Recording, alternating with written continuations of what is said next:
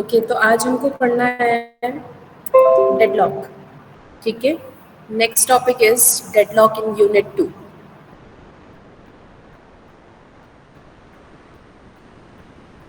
Deadlock word पहले भी हमारी डिक्शनरी में ऐड हो चुका है when we were solving the critical section problem.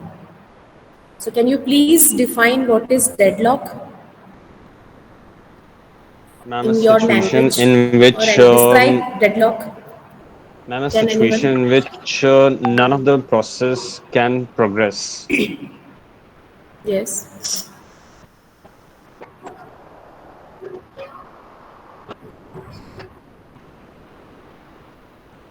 Yes. It is a situation in which no process is executing its task, the work done is zero. No process existing in work currently executing processes are stuck somewhere because of we have to allocate that limited number of resources to the infinite number of processes, right? The processes among multiple processes in an order जिसमें आपका ऐसे situation ना आए कि हर एक process किसी एक resource के लिए वेट करता रह जाए, right? When there is a situation like P1 is a process which is holding some of the resources and waiting for another process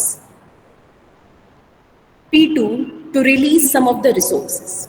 ठीक है, P1 is waiting for a resource which is held by process P2. तो P1 तब तक complete नहीं हो सकता जब तक P2 उसको उन रिसोर्सेज को रिलीज कर दे. एंड P2 जो इन रिसोर्सेज को रखा हुआ है, it is waiting for another resource which is held by any other process in the system, right? And when this situation exists like this, ये situation अगर आ जाती है, सर्कुलर वेट जिसको हम लोग कहते हैं, अगर ये situation हमारी आ जाती है, P3 is waiting for process P1 to release some of the resources. So this limited number of resources are distributed among these processes, and these processes need some more resources to accomplish their task, but they cannot do because they don't have sufficient amount of resources. ठीक है, तो जब आप इन resources को पूरी तरीके से किसी प्रोसेस को नहीं दे पाते, एक प्रोसेस कुछ तो रिसोर्स उसके पास है लेकिन उसको कुछ और रिसोर्सेस भी चाहिए अपना टास्क कंप्लीट करने के लिए. Like that, they are just waiting and waiting and waiting, and they have become waiting processes. So all the processes in the system have become waiting processes. P1, P2 and P3 now deadlock. These three processes, and we can say that P1, P2, P3 processes are involved in deadlock. They cannot continue with their normal operation. They have stuck. ठीक है, सो इसको हम लोग कहते हैं deadlock. अब हमारे computer system में हर एक जो प्रोसेस है, हर एक प्रोसेस को सबसे पहले रिसोर्स एक्सेस करने के लिए उसको रिक्वेस्ट करना पड़ता है. ये ऑर्डर हमेशा ध्यान रखना. Every process in a system need request the resources first. ठीक है, अगर रिसोर्स अवेलेबल है तो ऑपरेटिंग सिस्टम उनको वो रिसोर्स असाइन कर देगा. अगर रिसोर्स अवेलेबल नहीं है तो those processes will wait till it will delay, that process will be delayed until the release of the resources, right? तो अगर रिसोर्स फ्री है तो आप प्रोसेस को दोगे, और अगर फ्री नहीं है तो आप उस प्रोसेस को बोलोगे वेट करो. एंड जब आपको रिसोर्स जो आपने रिक्वेस्ट किया था वो असाइन हो गया है, तो after using those resources the process has to release those resources can not be allocated to any other process, है ना? अगर जिस आपने खुद से वॉलंटरली रिसोर्स को रिलीज नहीं किया तो दूसरे प्रोसेस जो उसके लिए वेट कर रहे हैं उनको हम रिसोर्स दे नहीं पाएंगे. तो ये तीनों प्रोसेसेस रिक्वेस्ट में इसी ऑर्डर में एग्जीक्यूट होने चाहिए। पहले आप रिसोर्स के लिए रिक्वेस्ट करोगे, अगर अवेलेबल है तो आपको मिल जाएगा, नहीं तो आप वेट करोगे यहीं पर। मिल गया तो यूज करोगे और यूज कर लेने के बाद आपको उसको रिलीज करना पड़ेगा। That's it. ठीक है। तो डेडलॉक कैरेक्टर के लिए, to characterize the deadlock inside the computer system, there are different way. What are those? Characterization जिसको हम लोग कहते हैं। ठीक है। Deadlock characterization. तो डेडलॉक कैरेक्टराइजेशन टू टाइप से हो सकता है। पहला तो वो, you have to find out all the necessary condition, all the necessary conditions, and second, resource allocation graph. These are the two methods through which you can characterize the deadlock inside the computer system. Resource allocation graph.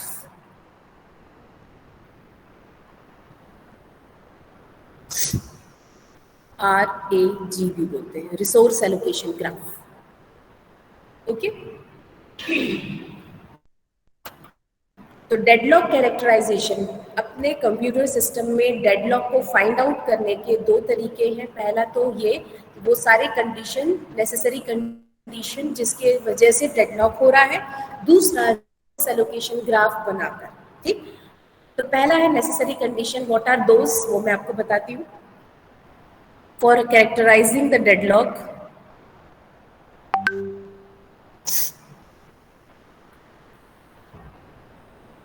Necessary condition क्या है?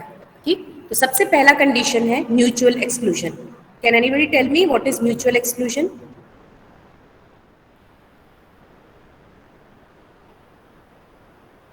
What is mutual exclusion? Ma'am no intersection. बताइए। No intervention. Ma'am, two processes are completely separate from each other while ma'am executing. No intersection.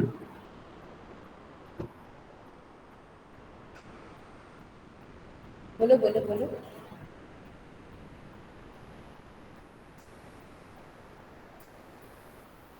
कोई भी complete ma'am जब दो नहीं बोल process के रहा है, बीच में सब कुछ बोल के सिमिलर, चुप हो जा रहे हो। कंप्लीट बोलो।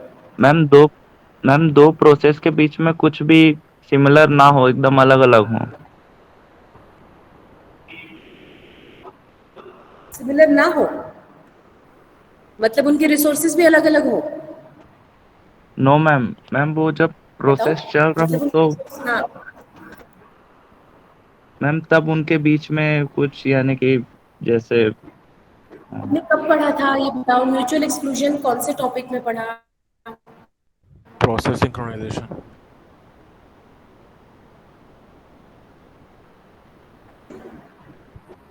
मैम जब दो प्रोसेस प्रोसेस सिंक्रोनाइजेशन में पढ़ा। ऐसे एग्जीक्यूट हों कि वो एक दूसरे के एग्जीक्यूशन प्रोसेस में इंटरवीन ना करें।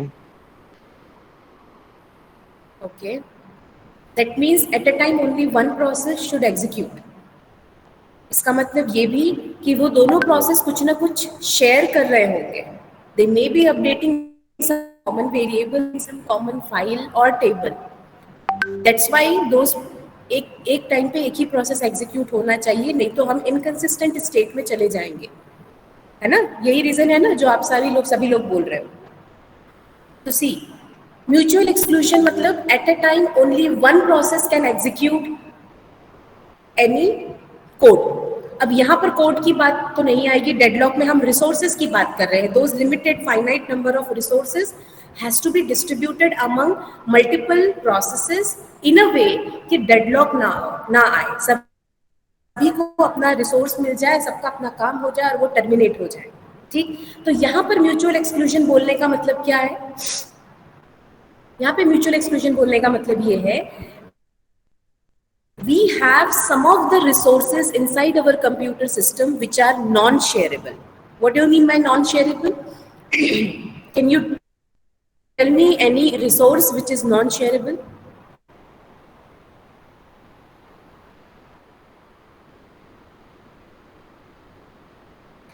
What are the resources we have in our computer system?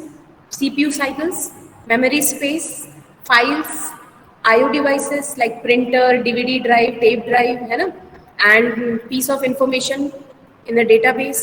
These all are the resources for you. इसमें से shareable, non-shareable resource कौन सा है?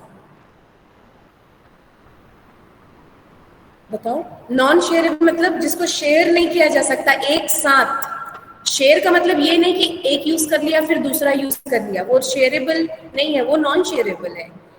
एट ए टाइम कोई एक कर सकता है. Non shareable resource. Which one is non shareable? Printer.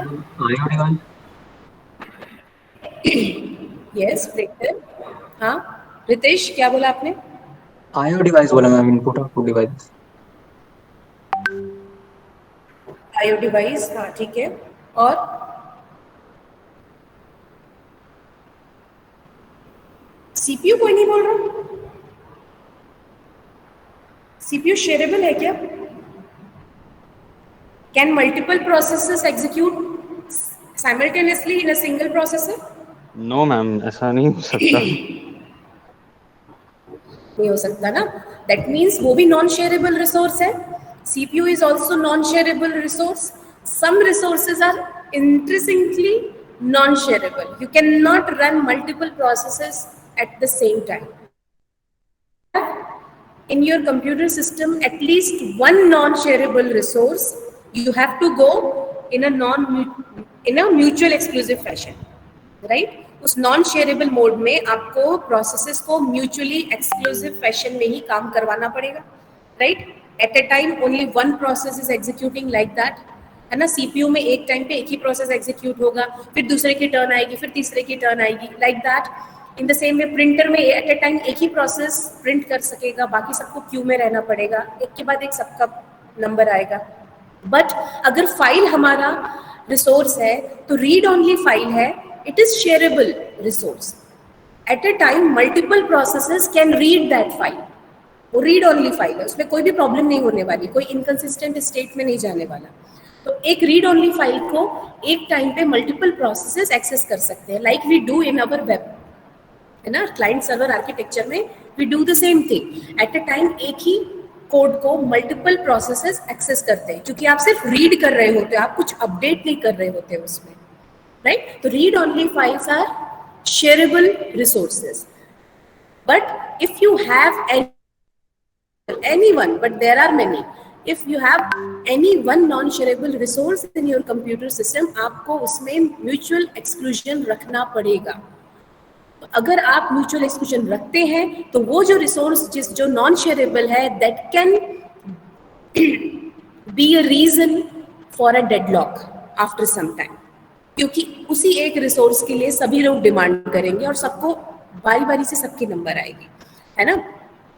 तो ये एक नेसेसरी कंडीशन बन सकता है कि अगर कोई भी एक भी अगर रिसोर्स नॉन शेयरेबल होगा तो उसको म्यूचुअल एक्सक्लूजन उसमें रखना पड़ेगा, और वो रखेंगे तो हमको बाकी प्रोसेसेस को वेट कराना पड़ेगा. So this will become the necessary condition for deadlock occur. ठीक. Then second is hold and wait. These are the necessary condition for deadlock to occur. ध्यान रखना, ठीक है. दूसरा है hold and wait. Hold and wait का मतलब क्या समझ, तो उसको मिल गया है और कुछ और रिसोर्सेस के लिए वो वेट कर रहा है ना. तो इसको हम लोग कहते हैं होल्ड एंड वेट. क्या प्रॉब्लम आएगी इसमें? अब अगर सारे प्रोसेसेस यही करने लगे कि कुछ रिसोर्सेज वो पकड़ के रखे हैं और कुछ के लिए वो वेट कर रहे हैं, तो ये होल्ड एंड वेट की कंडीशन बन जाएगी, राइट. और ये एक नेसेसरी कंडीशन बन जाती है डेडलॉक के अकर होने की. यही सिचुएशन हो जाएगी हमारी. P1 is waiting for process P2 and P2 is waiting for process P3, या फिर simple P1 is waiting for P2 and P2 is waiting for P1 to release some of the resource. ये P1 कुछ भी एक resource release करने के लिए ready नहीं है, और ताकि वो P2 से P2 उसका यूज करके कंप्लीट हो जाए, फिर बाकी रिसोर्सेज को P1 बाद में ले ले. नो, P1 और P2 में से दोनों में से कोई भी रिसोर्स रिलीज करने के लिए रेडी नहीं है. They are holding some of the resource and waiting for some more resource. This is hold and wait condition. So this will lead to deadlock. ठीक है. Then third one is no preemption.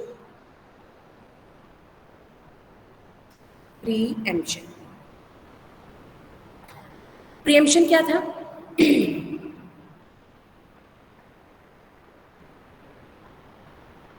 What is preemption?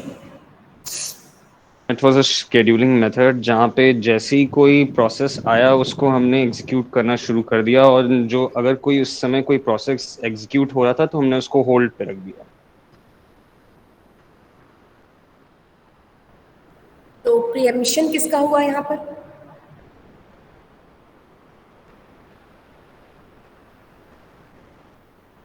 जो आप बोल रहे हो उसमें preemption किसका हुआ? प्रोसेसेस का? प्रोसेस. Yes ma'am. यहाँ पे हम प्रीएम्पशन की बात कर रहे हैं रिसोर्सेस की, और सामने लगा दिया है नो प्रीएम्पशन. मतलब ये जो प्रोसेस P1 है, अगर ऐसे आपके कंप्यूटर सिस्टम में ऐसी सिचुएशन है या आप अलाउ करते हो कि प्रोसेसेस से आप, ठीक है, आप उससे रिसोर्स छीन नहीं सकते, वो वॉलंटरीली खुद रिलीज करेंगे रिसोर्स तो करेंगे, आप उनसे छीन नहीं सकते. ठीक है. तो ऐसे अगर कंडीशन है आपके कंप्यूटर सिस्टम में कि processes can not be taken away from any of the process, resources can not be taken away from any of the processes, तो ये नो प्रीएम्पशन का केस बनता है. और ये अगर कंडीशन एग्जिस्ट करती है तो this is the necessary condition for a deadlock. ठीक है. Mutual exclusion, hold and wait, third is no preemption, and the last one is circular wait. These all conditions are interdependent on each other. ठीक है, independent तो नहीं है. Like circular wait का condition ये है, P1 is waiting for P1 is holding some of the resource. It is just an extension of hold and wait. See, P1 is waiting for holding some of the resource and requiring some of the resource which is held by process P2, and P2 is holding some of the resource and waiting for some more resources which is held by process P3, and in the same way P3 is waiting for some of the resource which is held by process P1. तो ये एक circular condition,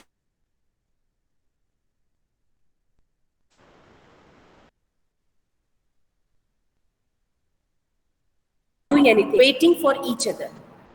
They are in circular wait condition. This is called circular wait condition. So if this circular wait condition exists, definitely आपका system deadlock में होगा. ठीक है. So these are the 4 necessary condition for a deadlock to occur.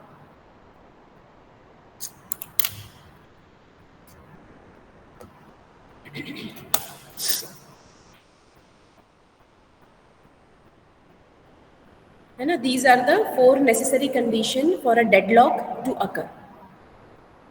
तो अगर ये चारों condition, ये इंपॉर्टेंट पॉइंट है, ये लिख लेना. If these all 4 conditions exist simultaneously, है ना, all of these 4 condition must hold simultaneously for a deadlock to occur.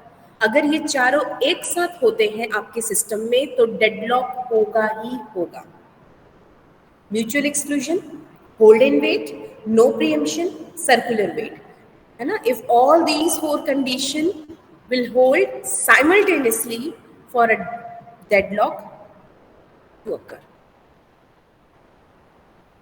चारों समझ में आया? किसी में कोई डाउट है नेसेसरी कंडीशंस में? होल्ड एंड वेट में को एक बार फिर से एक्सप्लेन कर सकते हैं please? Hold and wait, see, hold and wait का मतलब सिंपल है कि if process is holding some of the resource, like example लेते हैं. ठीक है, 2 प्रोसेसेस हैं. एक प्रोसेस को चाहिए टेप ड्राइव और प्रिंटर, मान लो. चलो दूसरी वही चाहिए, टेप ड्राइव और प्रिंटर. ठीक है, 2 प्रोसेसेस हमारे सिस्टम में है. एक को टेप ड्राइव प्रिंटर चाहिए, दूसरे को भी टेप ड्राइव और प्रिंटर चाहिए. ठीक, उनको मे बी टेप ड्राइव से कुछ चीज प्रिंटर में प्रिंट करना है, वहां से लेकर कोई फाइल वहां प्रिंटर में प्रिंट करना है, इसलिए ये दोनों रिसोर्स उनको चाहिए। तो इनिशियली जब ये दोनों के दोनों रिक्वेस्ट करना पड़ा, हमने बोला the processes has to request first all the resources, दोनों ही प्रोसेसेस ने रिक्वेस्ट की ऑपरेटिंग सिस्टम से टेप ड्राइव एंड प्रिंटर की। ठीक, ऑपरेटिंग सिस्टम ने पहला टेप ड्राइव जो है, एक टेप ड्राइव उसके पास है और एक प्रिंटर उसके पास है, एक ही है। तो एक प्रोसेस ने जब रिसोर्स रिक्वेस्ट किया दे दिया टेप ड्राइव और दूसरे वाले को उसने दे दिया प्रिंटर दे दिया P2 को और टेप ड्राइव दे दिया प्रिंटर को, प्रिंटर दे दिया P2 को और टेप ड्राइव दे दिया P1 को। ठीक है, तो एक प्रोसेस के पास अब टेप ड्राइव है, दूसरे प्रोसेस के पास अब प्रिंटर है। अब दोनों आगे एग्जीक्यूट नहीं हो सकती for a resource which is held by process P2 which is a printer. कि P2 जब प्रिंटर रिलीज करेगा तब P1 एग्जीक्यूट हो पाएगा। In the same way P2 has its printer but it doesn't have tape drive, but उसको tape drive चाहिए तभी तो वो प्रिंट कर पाएगा, प्रिंटर बस रख के क्या करेगा, राइट? तो P2 is holding one resource and waiting for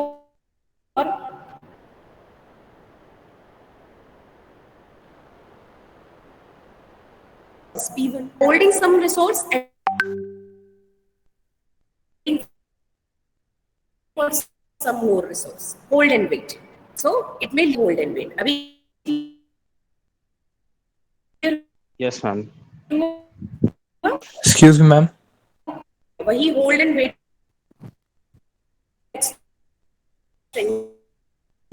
बाद में पहले वाले प्रोसेस जो सबसे पहले वेटिंग प्रोसेस रहा है, तो ये सर्कुलर वेट की कंडीशन है। Okay, so these are the 4 necessary condition. इन सभी का चारों का एक साथ दूसरा कैरेक्टराइजेशन है जो हमने बोला, ये रिसोर्स एलोकेशन ग्राफ। इससे भी हम फाइंड आउट कर सकते हैं हाउ रिसोर्स एलोकेशन ग्राफ। अब देखो ग्राफ बोल रहा है, तो ग्राफ में कौन सी 2 चीजें होती हैं? ग्राफ में कौन सी 2 चीजें होती हैं जब हम ग्राफ प्लॉट करते हैं? तो एक्स एंड वाई कोऑर्डिनेट। नहीं, वो वाला ग्राफ नहीं। Okay, so graph is like it contains 2 things, nodes and edges and nodes। ठीक है, तो nodes यहाँ पे 2 टाइप के होंगे, resources will be represented as nodes and processes will also be represented as nodes, and there will be some edges। ठीक है, तो resources जो है there will be resource class of different resources. Like मैंने last class में बताया था, एक रिसोर्स टाइप है, उनके 3 इंस्टेंसेस है ना। Printer is 1 resource which has 3 instances, ऐसा बोला था ना मैंने। तो इसका मतलब वो कि ये तीनों प्रिंटर एक ही रिसोर्स क्लास में आते हैं। अगर ये अलग अलग रिसोर्स क्लास में आएंगे तो ऑपरेटिंग सिस्टम को पहले से डिफाइन होना चाहिए कि 2 प्रिंटर एक जैसे हैं और एक प्रिंटर अलग है, लाइक दैट। आपको पहले से बाइफर्गेशन करना पड़ेगा। अदरवाइज अगर ये तीनों एक ही रिसोर्स क्लास से मेंटेन है तो ऑपरेटिंग सिस्टम को ये पता है कि मेरे पास प्रिंटर 3 इंस्टेंस है, मतलब एट अ टाइम मैं 3 प्रोसेसेस को प्रिंटर दे सकता हूँ, राइट? तो रिसोर्सेस का जो नोड है, resources we will have multiple resources R1, R2, Rn, जिसमें से हर एक रिसोर्स टाइप के कितने इंस्टेंसेस हैं ये भी डिफाइंड होता है, राइट? तो जब हम ग्राफ में डिनोट करते हैं तो ग्राफ में हम रिसोर्स को रेक्टेंगल या फिर स्क्वायर से डिनोट करते हैं। रिसोर्स को हम रेक्टेंगल या फिर स्क्वायर से डिनोट करते हैं। These are the 2 resources, R1 and R2, and the another node जो है processes, तो there can be multiple number of processes, है ना? and processes को हम ग्राफ में सर्कल से डिनोट करते हैं, P1 and P2। processes को हम ग्राफ में सर्कल से डिनोट करते हैं, रिसोर्सेस को हम रेक्टेंगल या फिर आप स्क्वायर बोल सकते हो, ठीक है, से डिनोट करते हैं। ठीक, अब नोड्स तो हमको समझ में आ गए। दूसरा है एजेस। एजेस कैसे होंगे? एक तो वो एज होगी जो प्रोसेस अगर P1 रिक्वेस्ट करता है रिसोर्स टाइप R1 की, P1 is requesting an instance of resource type R1, तो क्या होगा? ये P1 यहां से लेकर हमने यहां पर ये एरो लगाया, this is called request edge, this is request edge, ठीक है। When a process request an instance of resource type, तो हम उसको बोलते हैं रिक्वेस्ट एज, ठीक है। और अगर वो रिसोर्स अवेलेबल है तो वो रिसोर्स जो है असाइन कर देते हैं उस प्रोसेस को, right. An instance of resource type R1 is assign to any process, और इंस्टेंस को हम कैसे डिनोट करते हैं रिसोर्सेस में? डॉट से।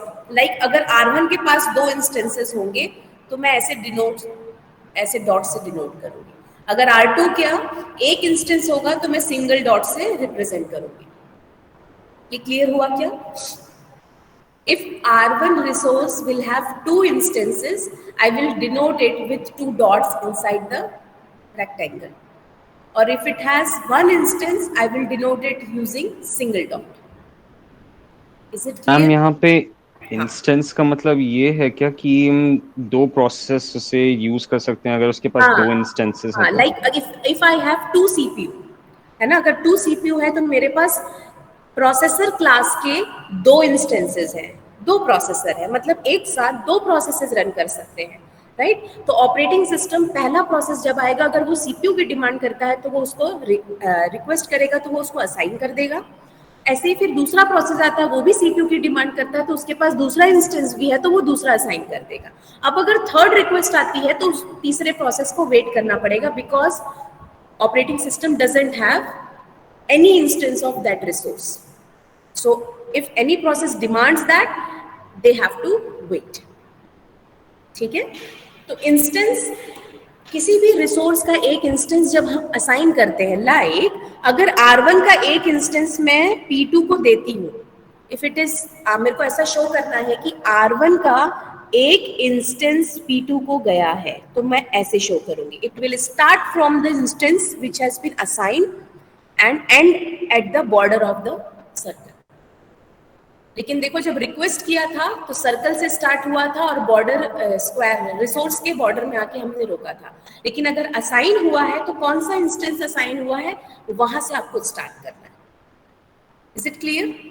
And this edge is known as assignment as.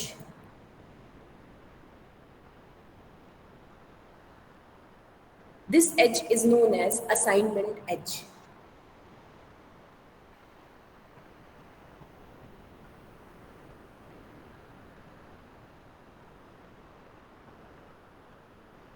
ठीक है।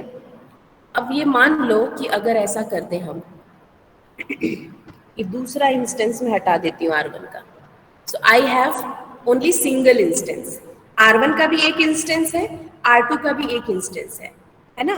P2 डिमांड कर रहा है R2 के एक इंस्टेंस की, और R2 का जो सिंगल इंस्टेंस है वो P1 को असाइन है। ये ग्राफ समझ में आ रहा है? सी, P1 is a process which has been assigned an instance of R2, but it is waiting for an instance of R1. Whereas R1, an instance of R1 is assigned to process P2, and P2 is waiting for an instance of resource type R2. Can you see a cycle here? Is there a cycle in this graph? Can you find out the cycle here?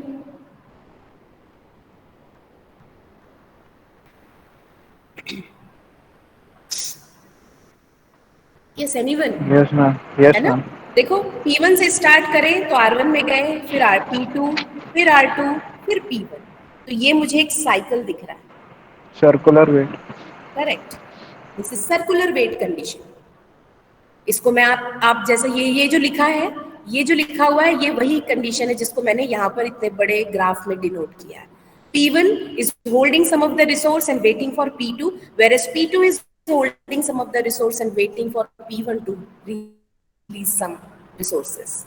This is the same thing, can be denoted like this also. But in resource allocation graph, you have to denote it using different nodes and edges. ठीक है, तो यहाँ हमको cycle will have on if in your computer system each and every resource will have only single instance, और अगर आपको resource allocation graph में if you will find a cycle, that means deadlock has occurred. This is necessary and sufficient condition for deadlock to occur, है ना. अगर single instance है हर एक resource type का, जिसमें देखो यहाँ मुझे दिख रहा है साइकिल, और यहाँ पर जो जो इन्वॉल्व है, जो भी रिसोर्सेज और प्रोसेसेस इन्वॉल्व है, like P1, P2, R1, R2, तो जो जो रिसोर्सेज इन्वॉल्व है उनकी एक ही सिंगल इंस्टेंस है. तो अगर मुझे साइकिल दिख रहा है, दैट मीन्स आप डायरेक्टली कह सकते हैं कि there is a deadlock. We have to deal with it. इसको ब्रेक करना पड़ेगा किसी और तरीके से. ठीक है, so this is deadlock. Okay, तो रिसोर्सेस नोड्स हैं, रिसोर्सेस प्रोसेसेस. ओके ओके, अच्छा ऑफलाइन तो नीचे लगती है EXG8 में. अभी तो निकल से करना पड़ेगा मैम, आज बहुत सारे बच्चे आ गए. ऑफलाइन में डिजिटल चल रहा होगा. EXG8 सेमिनार का.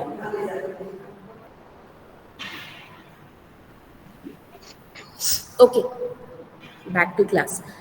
तो P1 एंड P2 दो प्रोसेसेस हैं. They are waiting for an instance of resources, और एक इंस्टेंस जो है असाइन हो गया. तो ये कौन सा क्या बन गया हमारा? डेडलॉक बन गया. ओके, ठीक है. तो अगर जो डेडलॉक में हमारे प्रोसेसेस इन्वॉल्व है, वो जिन रिसोर्सेज की डिमांड कर रहे हैं, इस साइकिल में जो रिसोर्सेज इन्वॉल्व हैं, उनका अगर सिंगल इंस्टेंस है, दैट मीन्स डेडलॉक हो गया है. Okay, is it clear? लेकिन अगर किसी भी रिसोर्स के मल्टीपल इंस्टेंसेस हैं, तो आप डायरेक्टली ये नहीं बोल सकते कि सिस्टम डेडलॉक में चला गया है. ठीक है, आप डायरेक्टली ये नहीं बोल सकते कि सिस्टम डेडलॉक में चला गया है. आपको चेक करना पड़ेगा क्या सही में डेडलॉक में गया है क्या. If resources will have multiple instances, in that case you cannot say कि सिस्टम डेडलॉक में चला गया है अगर आपको साइकिल मिलता है. तो ये थंब रूल है, ध्यान में रखना है. जब भी हम रिसोर्स एलोकेशन ग्राफ बनाएं और हमको साइकिल दिख रहा है, तो जिन प्रोसेसेस और रिसोर्सेस के बीच में साइकिल दिख रहा है, अगर उन रिसोर्सेस के सिंगल इंस्टेंसेस हैं, दैट मीन्स डेडलॉक हो गया है. और अगर सिंगल इंस्टेंसेस नहीं है, मल्टीपल इंस्टेंसेस है, दैट मीन्स डेडलॉक हो सकता है, डेडलॉक में अगर. ठीक है, इज इट क्लियर? ये नोट कर लिया आप लोगों ने? Yes ma'am. ठीक है, तो ये एक तरीका है रिसोर्स एलोकेशन ग्राफ का. मैं एक ग्राफ प्लॉट करती हूँ आपके मल्टीपल इंस्टेंसेस के लिए. Just wait.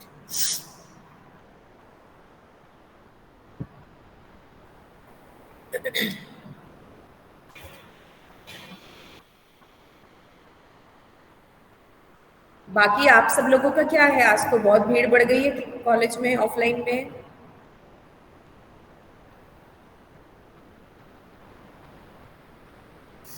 आप लोग कैसे करने वाले हो? ऑनलाइन ही चलाओगे?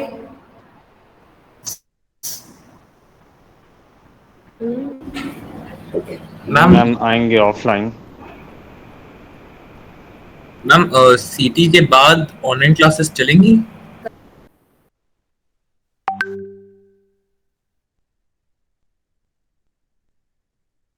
मैम वॉइस नहीं आ रही है.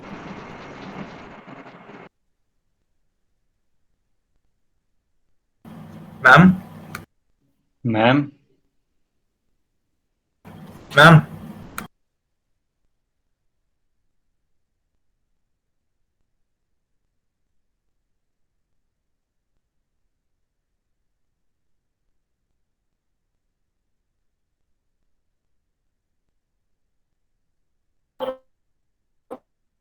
आपको समझ में आएगा। ठीक है, is it clear? Resource allocation graph and necessary. Ma'am आपकी आवाज कट कट के आ रही है।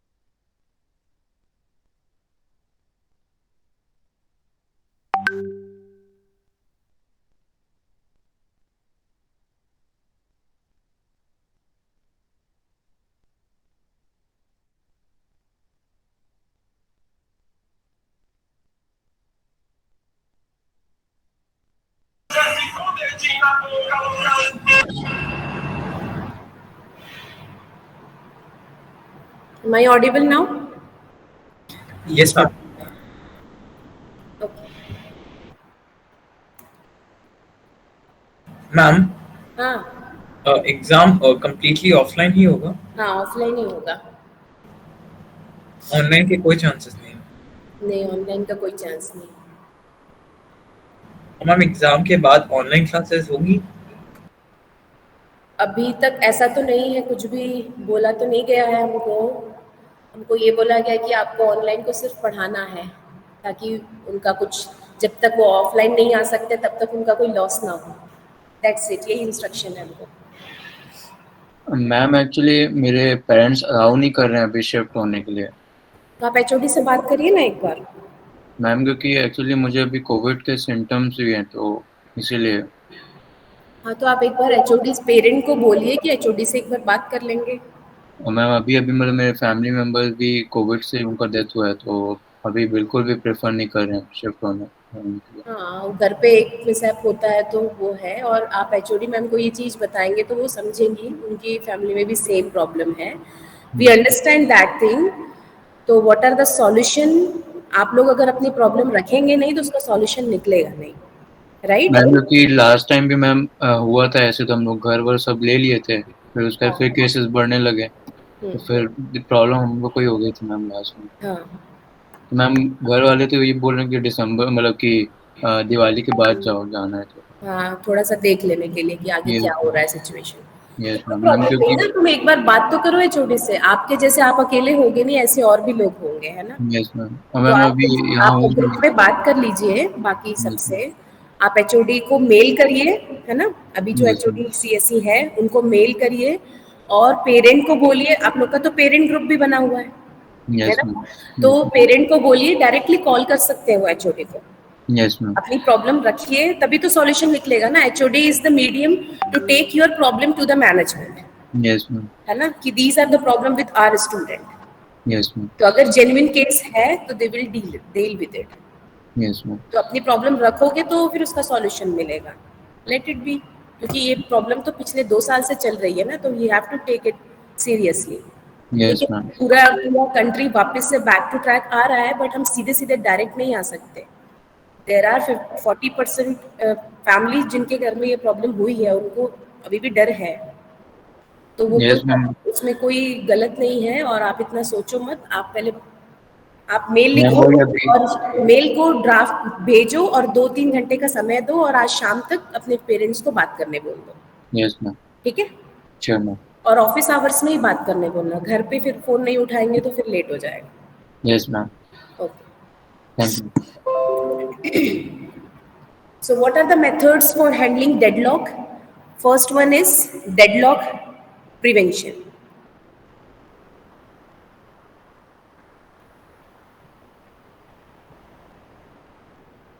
ठीक है, देन डेडलॉक, अच्छा चलो डेडलॉक प्रिवेंशन क्या है, रियल लाइफ एग्जांपल है, जैसे कि अभी हमारी बात हो रही है, एग्जाम्स हो गए ऑफलाइन, अब प्रॉब्लम ये हो रही है पढ़ा पूरा सब कुछ ऑनलाइन, अब ऑफलाइन एग्जाम हो रहा है, सब कुछ बैक टू ट्रैक हो रहा है, ठीक है, लेकिन पूरी तरीके से भी सब कुछ ऑफलाइन हुआ नहीं है, आप उस माहौल में अभी तक अपने आप को सेटल कर नहीं पाए हो, right.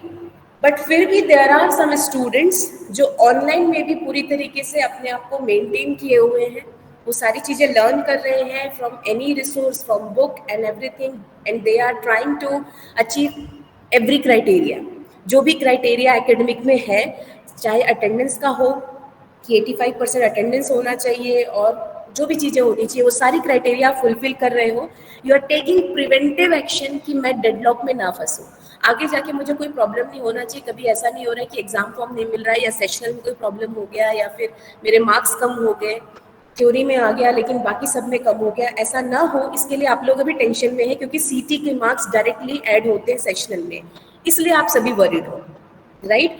But there are people जिनको अभी भी कोई फर्क नहीं पड़ रहा है, but those who are taking action और टेकिंग सम प्रिवेंटिव एक्शन कि हम इस चीज़ से कैसे बच सकते हैं, है ना, कि वो प्रॉब्लम हमको आगे जाके ना हो, आज के डेट पे हम नहीं देंगे तो आगे क्या होगा, so you are taking preventive action so that deadlock ना हो, so these are the methods जो हम यहाँ डेडलॉक प्रिवेंशन में लेंगे, right. Then there another method is deadlock avoidance. So there are students जिनको बहुत ज़्यादा नहीं चाहिए, 85% अटेंडेंस बोला तो 85, 90, 95 ये सब नहीं रखेंगे वो, अगर 85 बोला है या 75 बोला है तो बॉर्डर लाइन पे 76 है, it's okay, it's fine, we don't have any problem, हमको सब कुछ स्मूथ चाहिए, हम बस अवॉइड कर रहे हैं deadlock, we are just avoiding all the kiosk, कि जो भी प्रॉब्लम होगी हम उसको अवॉइड करना चाहते हैं, तो उसके लिए मुझे इतना अटेंडेंस चाहिए, उतने बॉर्डर में हम रख लेंगे, वहाँ कोई प्रॉब्लम नहीं होगी, सीटी देते, सीटी में जितने मार्क्स आने चाहिए उतने हम ले आएंगे, बहुत ज़्यादा की उम्मीद नहीं है, ठीक है। So deadlock avoidance, those students come under deadlock avoidance, they take action based on these avoidance methodology, ठीक है। Then third is deadlock detection and recovery, ये कौन से लोग हैं, डेडलॉक डिटेक्शन एंड रिकवरी, ये कौन से लोग हैं बताओ। मैम जो अपनी सिचुएशन को एनालाइज करते हैं कि वो क्यों पीछे हो रहे हैं और फिर एनालाइज करते हैं, ये अपनी सिचुएशन को एनालाइज नहीं करते, ये बोलते मैम हैं इनको अगर कोई प्रॉब्लम होती है तो वो प्रॉब्लम को ही किल कर देते हैं, यस, वो ये बोल रहे हैं कि हमको कोई फर्क ही नहीं पड़ता, आप ऑफलाइन कराओ, आप ऑनलाइन कराओ, जैसे बोलोगे कर देंगे, अटेंडेंस चाहिए, हमको कोई फर्क नहीं पड़ता, हमारा 75% अटेंडेंस है या नहीं है, हम कोशिश करेंगे मेंटेन करने की, नहीं हो पाया तो आप जानो, आपका काम जाने। Deadlock detection, they go in that situation की डेडलॉक होगा, और जब डेडलॉक होगा तो उससे फिर सोचेंगे कि रिकवरी कैसे करना है, फिर प्रॉब्लम से डील कैसे करना है, फिर देखेंगे, 10 बार भागना पड़ेगा, CSVTU भागना पड़ेगा, अब तो आपको यहीं कॉलेज ही आना पड़ेगा, आप तो ऑटोनॉमी वाले हो तो आप यहाँ पे आना पड़ेगा, 3 घंटे वेस्ट करने पड़ेंगे, 2 दिन वेस्ट करने पड़ेंगे, इट्स ओके, एग्जाम फॉर्म नहीं मिल रहा है, एवरीथिंग, जो भी प्रॉब्लम होगी देखा जाएगा बाद में, अभी तो जैसा मन कर रहा है हमको जैसे रहना हम वैसे रहेंगे, will not see any of the criteria, ठीक है। डेडलॉक डिटेक्शन एंड रिकवरी, इसके अलावा भी कोई किसी और टाइप के स्टूडेंट बच गए क्या, जो ये सोचते हैं कि मैं तो तीनों में से किसी में भी नहीं आती आता, कोई बच गया क्या? Anyone? ऐसे जो शुरुआत से ही क्राइटेरिया को फुलफिल करते रहते हैं, इग्नोर करने वाले जो हर चीज को इग्नोर कर देते हैं। अच्छा, तो मोहित, डेडलॉक प्रिवेंशन वही तो है जो शुरू से सब कुछ ध्यान से देखकर कर रहे हैं, वो प्रिवेंटिव एक्शन ले रहे हैं, they are taking everything in a proper manner, they are maintaining their attendance 95%, 100%, सारे सब्जेक्ट के नोट्स बने हुए हैं, सब कुछ अच्छे से चल रहा है, लास्ट नाइट का कोई प्रॉब्लम नहीं है, लास्ट नाइट नहीं भी पढ़ पाए तो मालूम है एग्जाम में लिख लेंगे, क्योंकि पूरे टाइम हमने जब पढ़ा तब चीजें समझ में आई हमको, तो हम एट द एंड का वेट नहीं करते, वो डेडलॉक प्रिवेंशन है। यस, अपूर्व ने बोला कि देयर आर सम पीपल जिनको कोई फर्क नहीं पड़ता, they ignore everything, they are like ostrich. Ostrich कैसा होता है? वो अपना सिर जो है रेत के अंदर दबा लेता है और सोचता है कि उसको कोई नहीं देख रहा है ना? तो सेम वैसे ही स्टूडेंट्स जिनको कोई फर्क नहीं पड़ता कि क्या हो रहा है, सभी सांसारिक मोह माया से दूर, जिनको कोई मतलब नहीं है कि दुनिया में क्या चल रहा है, उनको जो करना है वो वही करेंगे। वो बस ये बोल रहे हैं हमको पढ़ना नहीं था, हमको जबरदस्ती पढ़ाई में डाल दिए, हम आ गए हैं, आप सुनाओगे हम नहीं सुनेंगे, आप जो बोलना है आपको बोलना, हमको कोई फर्क नहीं पड़ता। So there are some students, 10% students come under in this category too, ostrich one. ठीक है, तो कौन सा वाला अच्छा है? सभी ने अपने आप को कैटेगराइज कर लिया इन चारों में कि कोई और बच गया? तो अपूर्व किस में आते हो तुम? अपूर्व सिचुएशन पे डिपेंड करता है। सिचुएशन पे डिपेंड करता है। ये अभी इसमें चारों में से किसी पे डायरेक्टली नहीं आते, फिर भी एनी टू? अवॉइडेंस एंड कभी कभार इग्नोरेंस। कभी कभी इग्नोरेंस। इग्नोरेंस भी? अच्छा, मुझे तो लगा तुम प्रिवेंशन में आते होगे, पहले से पढ़ लेते हो तुम मेरे पढ़ाने के पहले। चलो अच्छी बात है, जो भी करते हो सब अच्छा करते हो। ऐसे बीच बीच में मैं तुमको ऐसा बोलते रहती हूँ, लेकिन तुम अच्छा काम करते हो। ठीक है, तो deadlock prevention, deadlock avoidance, deadlock detection and recovery and ostrich algorithm, these are the methods for handling deadlock.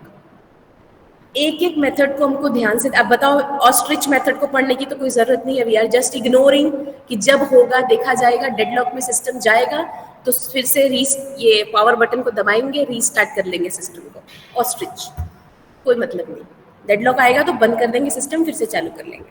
ठीक, बाकी के 3 जो मेथड्स हैं इनको हमको 1 by 1 पढ़ना है और यही हमारा डेडलॉक का टॉपिक कंप्लीट करेगा।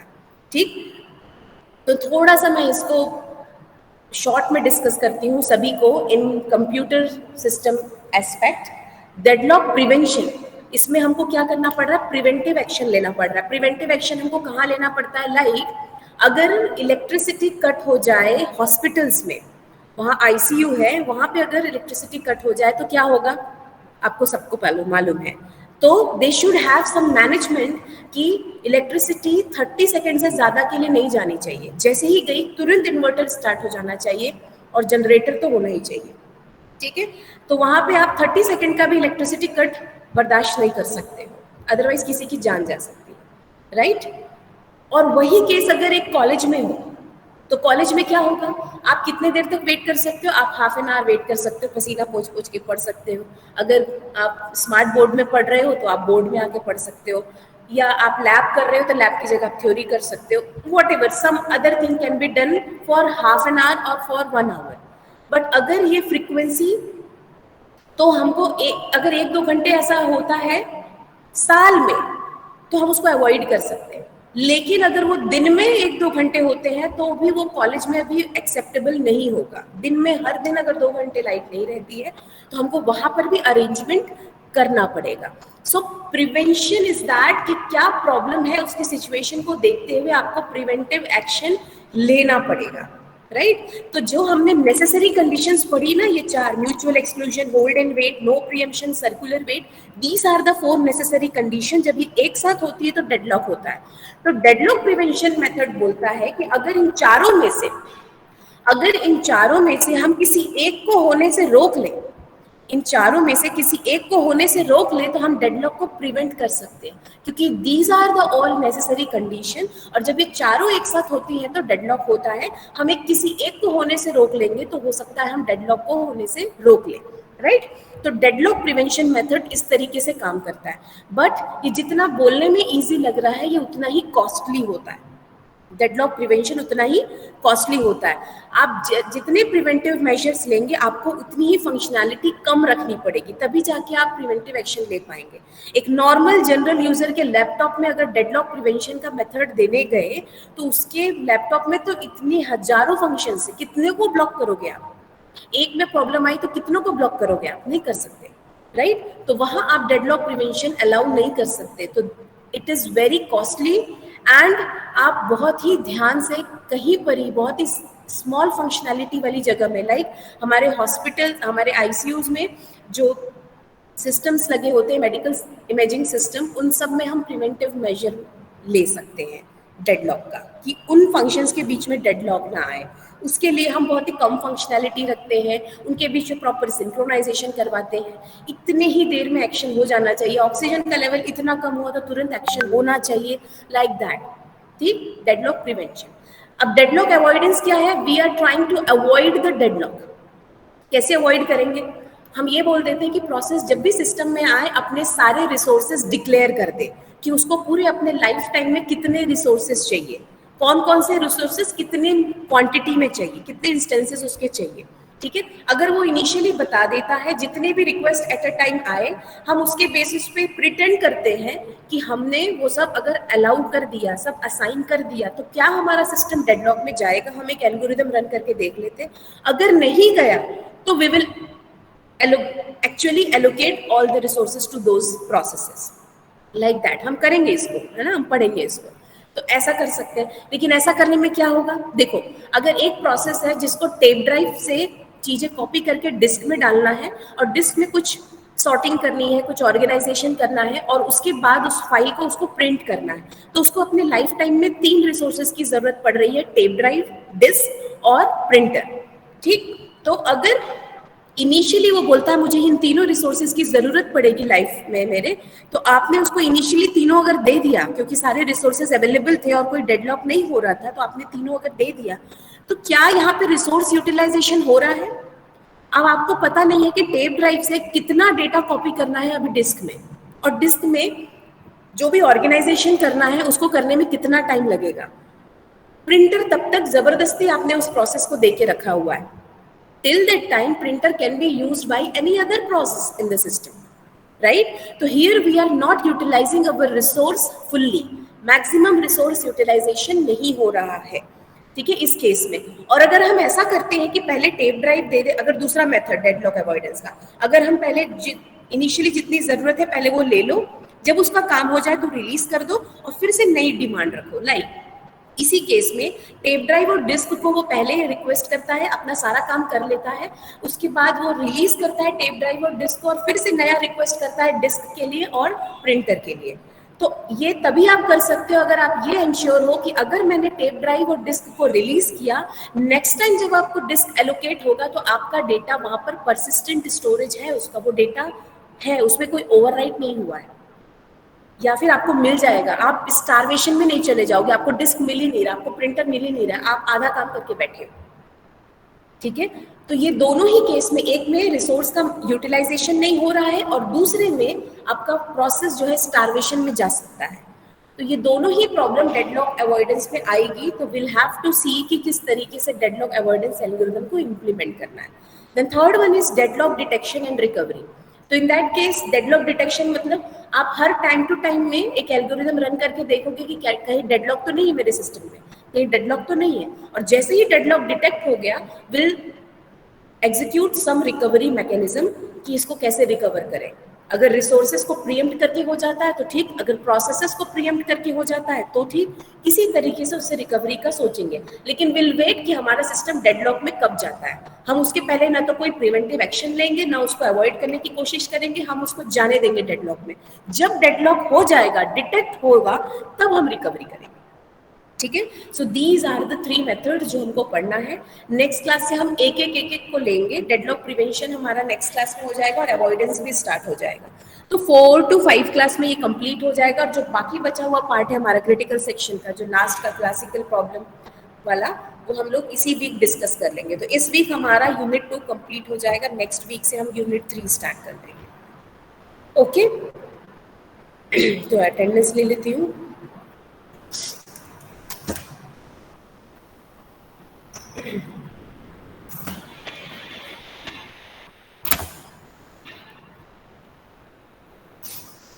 मैम एक चीज पूछना था मैम। बोलो। हेलो, बोलो बोलो। मैम वो जैसे आप कल सीटी का पेपर भेजे थे ना 2020 का, हाँ, तो उसमें मतलब जो फर्स्ट वाले क्वेश्चन थे वो एमसीक्यूज थे, तो इस बार भी एमसीक्यूज रहेगा कि मतलब डिपेंड्स लिखने वाले रहेंगे? डिपेंड्स डिपेंड्स 1 to एमसीक्यू हो सकता है, फिल इन द ब्लैंक्स हो सकता है, 1 नंबर के क्वेश्चन में जो पॉसिबिलिटी है वो हो सकता है। ठीक है, मैं ऐसा नहीं बता सकती कि क्या होगा। मैम बट आप ही बना रहे हो। हाँ, बनाऊंगी तो मैं ही, बट पढ़ा भी तो मैं ही रही हूँ ना, तो मुझे पता ही है, मैंने पढ़ाया है ना। मैम हाँ, मैम इस बार का पेपर इजी रहेगा क्या? ये टफ था क्या लास्ट ईयर वाला? नहीं, टफ नहीं था, कंपेयर टू दैट। वो तो पूरा ऑनलाइन हुआ था। जो पेपर आप देख रहे हो वो पूरी क्लासेस ऑनलाइन हुई थी, है ना। और जितनी रिकॉर्डिंग्स आप देख रहे हो अभी चैनल पे जो भी पढ़ते हो, वो सारी रिकॉर्डिंग भी उन्हीं लोगों को पढ़ाते पढ़ाते मैंने जो की है और वो मैंने डाली है ना। तो ऑनलाइन, सिर्फ ऑनलाइन में जो पढ़े हैं तो फिर आप लोग के लिए कोई प्रॉब्लम नहीं होगी। तो वैसे ही आएगा जैसा वो है, उससे ज़्यादा टफ नहीं होगा, या तो उसके इजी होगा या उतने उसी लेवल का होगा। ठीक है, okay ma'am. Okay. Roll number 1 से लेकर 20 section E. Ma'am roll number 1 present. 1, ma'am roll number ma'am 3 present. 3, ma'am 5 6 present. present 5, and 6 6, ma'am roll number 9 present. 9, 14, 15, 16, ma'am 16 present. 16, 17, 18, 19, 20, 20 present ma'am. Ma'am 15 present. 15 present। हो गया 1 to 18, ma'am 20 हो गया। 20 हो गया। 1 to 20 आप जा सकते हैं। 21, 22, 21 प्रेजेंट। 23, सॉरी 23 तो आज प्रेजेंट थी। 25, yes ma'am 25 present. 31, Present, ma'am. 33, 34, present ma'am. 35, present ma'am. 37, Priyesh, 39, present ma'am. Ma'am 38 present.